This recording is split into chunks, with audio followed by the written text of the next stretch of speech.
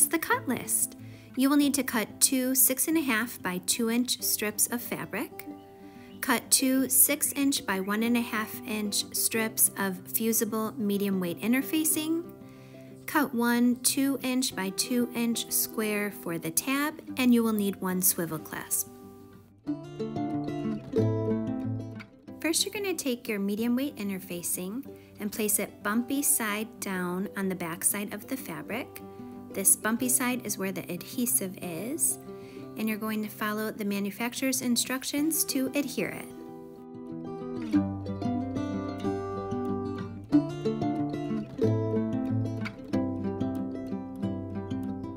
Now we're going to make the tab for the swivel clip.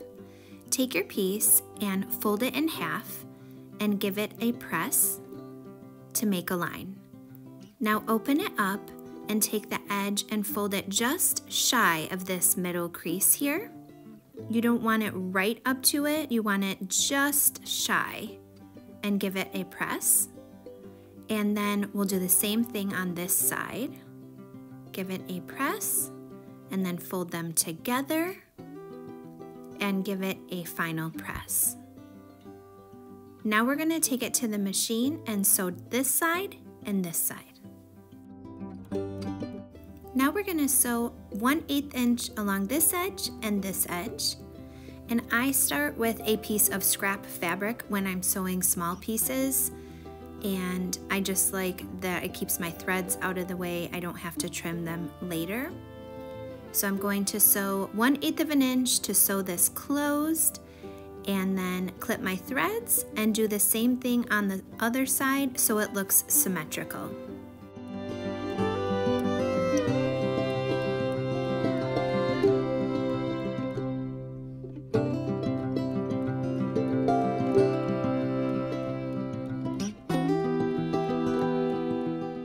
Next, we're going to attach the swivel clasp, slide it onto the tab, align your raw edges, and then we're going to take it to the machine and give it a stitch right here below the clasp.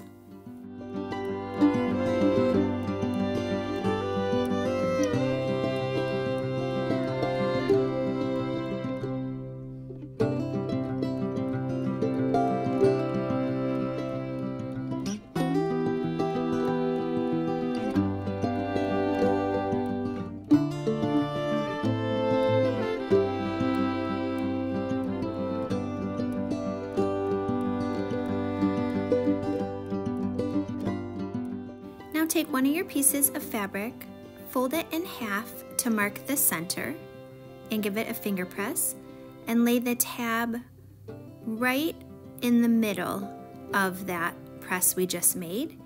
And now I'm going to stitch 1/8 inch to hold the tab in place. I'm going to backstitch to secure it.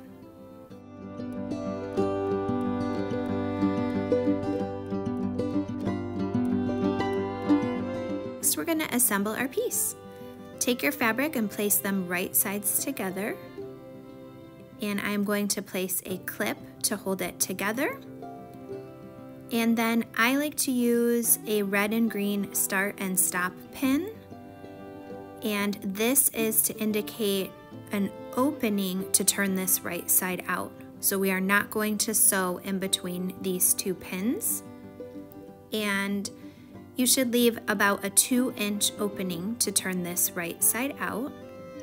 And then I'll place clips around the rest of the fabric.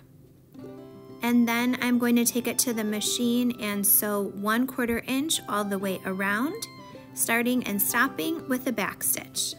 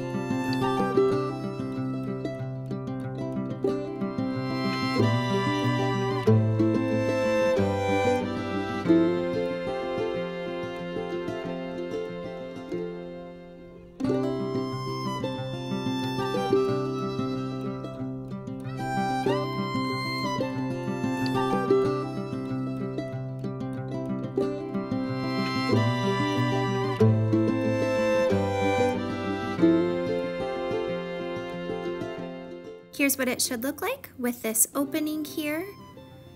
And first I'm going to take my scissors and clip my corners to reduce bulk. I'm going to do this on all 4 corners. We're going to turn our piece right side out using the opening we left. Carefully use your finger to turn this right side out, and I like to use my point turner tool to gently poke out my corners, being careful not to pop any stitches. So take my tool and just gently push out those corners so they're nice and neat.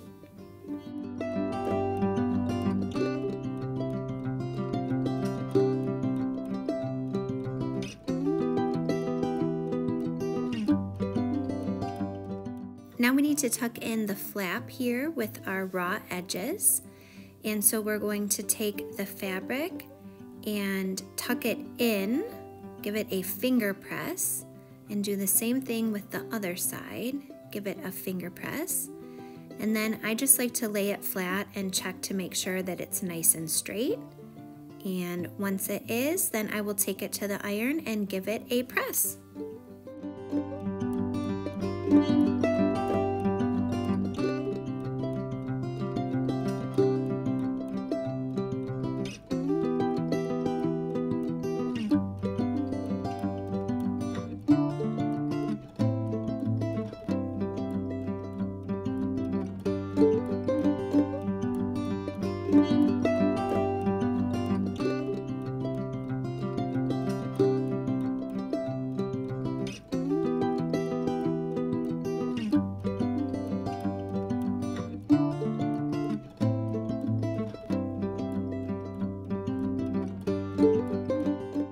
Now we're going to take our fabric and fold it up so that the bottom edge is about 1/2 of an inch from the top end where the tab is.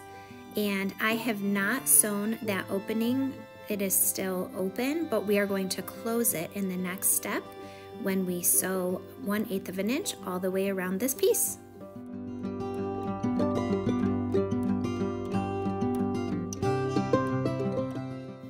Now it's time to sew all the way around the piece, and I am going to use a fabric scrap just like before, and then I am going to carefully sew as straight as you can, about 1/8 of an inch from the edge all the way around.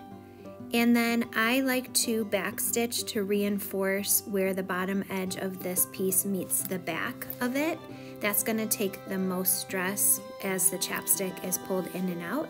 So just backstitch a couple times to reinforce that, and continue sewing 1/8 of an inch around the rest of the piece. When you get to the corner, leave your needle in the down position and lift your presser foot and pivot, and do the same thing in the other corner, and then continue sewing. And once I get to the bottom where the back and the bottom meet, I'm going to backstitch a few times to reinforce this side as well, and continue sewing to where I started, backstitch, and the piece is complete.